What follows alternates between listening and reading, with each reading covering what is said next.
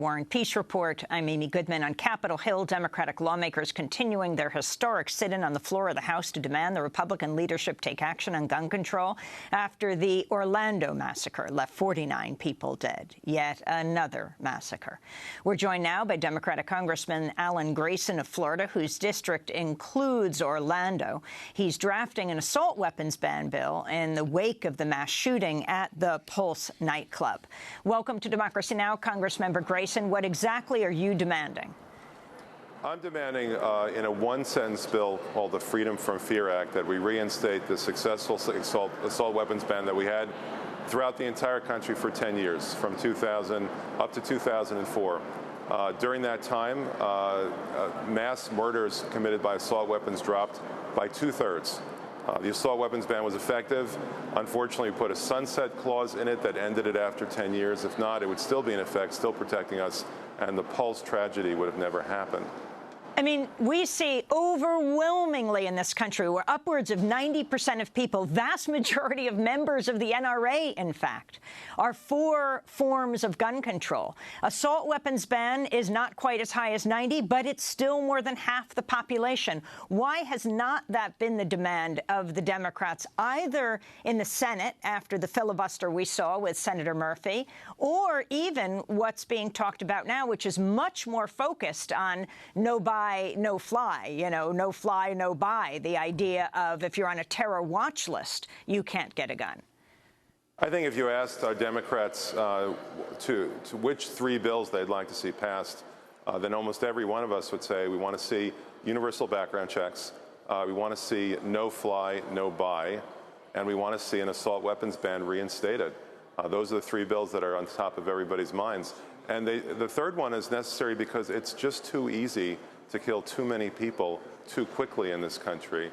There's a chilling video from the Pulse from one of the victims in which you can count 17 gunshots in 5 seconds, and the shooter actually stopped in the middle. Now, let me ask you on this no fly, no buy. We're also joined by Vince Warren, who's executive director of the Center for Constitutional Rights. The idea that this wouldn't have stopped Aurora, the Aurora movie house massacre. This wouldn't have stopped Sandy Hook, the killing of 20 children and staff and teachers. The idea that these people who engaged in these massacres would not have been on a terror watch list, and that these watch lists are flawed and violate people's civil liberties. Well, first of all, there's no, if you will, and I hate to use this term, magic bullet to provide everyone with safety from guns. The only way to do that would be to simply repeal the Second Amendment and take away everybody's guns. That's not going to happen anytime soon. The question is, do we make the world a better place or not? Do we provide a material difference in the level of safety for ordinary human beings? No fly, no buy would do that. And it also appeals to people's common sense. If we're not going to allow people to fly because they're too dangerous, why do we allow them to buy a weapon? With regard to the civil liberties concerns, you have to think of this in terms of false negatives and false positives. Okay? A false positive would mean that somebody is prevented from buying a gun when he shouldn't be prevented from buying a gun. All right, so that person can't go off and kill a deer. A false negative would be somebody is allowed to buy a gun when they shouldn't buy a gun, and that person goes off and kills 50 people. If you weigh the two consequences of those actions, it's clear that we have to err on the side of safety. Well, let me put that to Vince Warren. That certainly will resonate with most people in this country, Vince. Oh, I think it definitely resonates.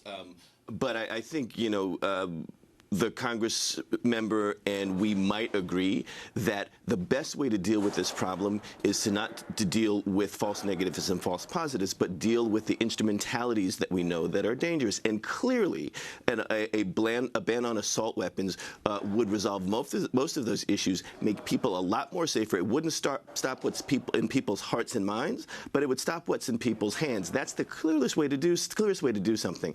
The big problem with this bringing these pieces together is that the congressperson, you, Amy, or I, have no idea how one gets on these watch lists. And all of the people that are in Congress that are proposing this have literally no idea how one gets on. And if we had said, hey, you know what, we're going to create a bill that says if you are on the suspected list or on the no-fly list, you don't have the right to vote, there would be outrage. No Democrat that is sitting on that floor right this minute would ever vote for that, because they realize both that the right to vote is so important and that the watch lists are so specious and unknowable. So we shouldn't be using that as a proxy for this battle over guns, when the answer is much more simple than that, is that you have to move the Republicans through other means than giving away our civil liberties. The CLEAR Project in New York City worked with the Center for Constitutional Rights on a case where we represented 3 or 4 men.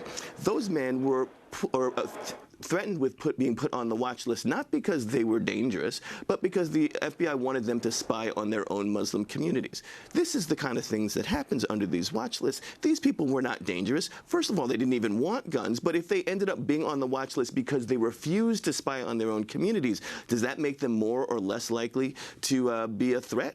Congressmember Grayson. Well, look, there is a standard. It's called reasonable suspicion. I think that your guest knows that as well as I do. And in fact, it's a standard that's been articulated endlessly in one court decision after another. Look, the system is not perfect. People get indicted, sometimes wrongly. People get convicted, sometimes wrongly. How many times have we seen people on death row who then are exonerated through DNA evidence or otherwise? It's not a perfect system. But we can't say we're simply going to not enforce any kind of standard at all and let anybody do anything that they want, even if they're crazy and want to kill other people, simply because we can't always perfectly tell right from wrong. Okay, Vince Warren, your response to that. Yes, and I agree that it's not a perfect system, but let's get the terms clear. Reasonable suspicion is a due process term for figuring out what's happening with somebody.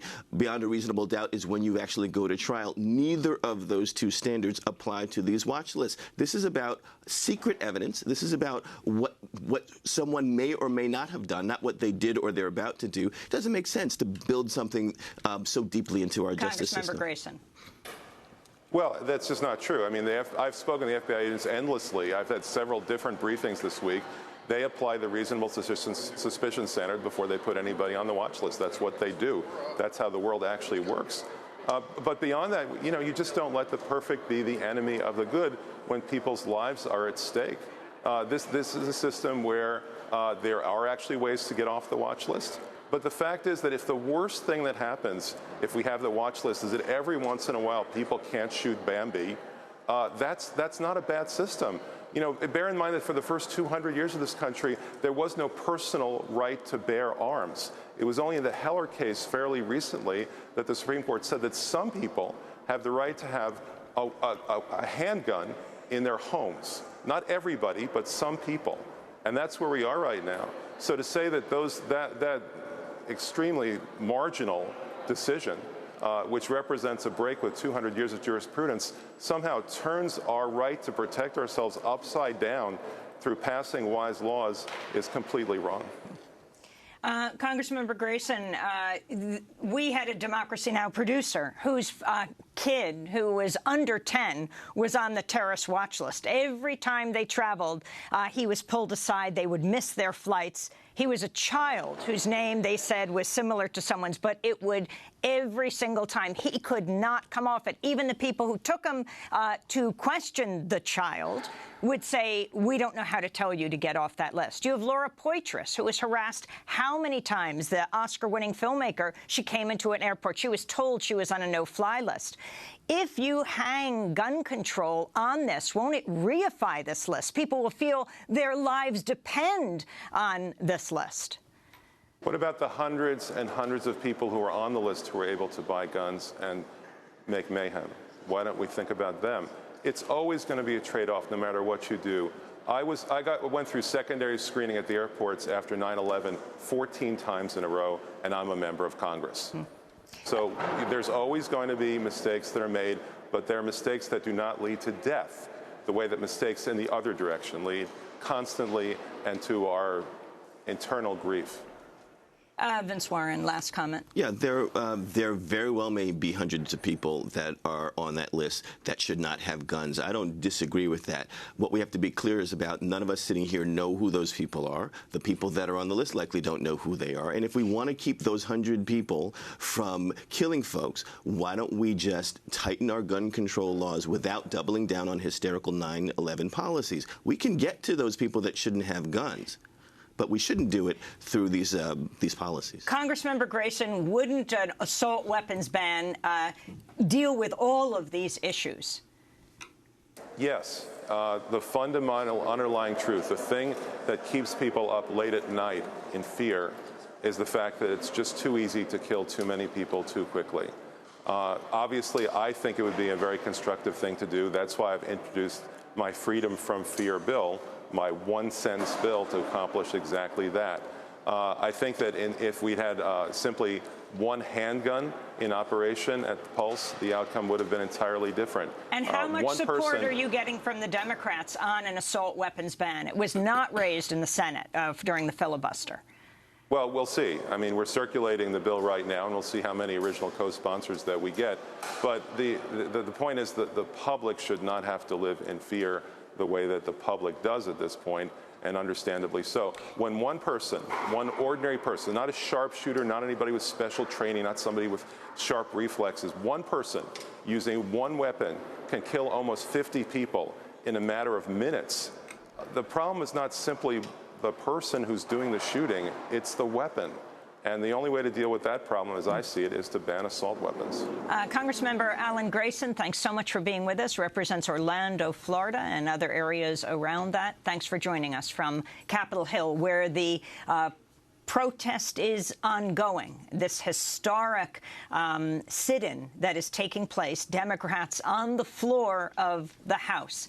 C-SPAN has been showing this, but not because they're allowed to turn on their cameras. They are not. Instead, they have signs up. They are running the video feeds, the Facebook and Periscope feeds of the different Congress members, and they have a sign alert at the bottom of the screen that says cameras in chambers controlled by House, and House cameras are not permitted to show sit-in.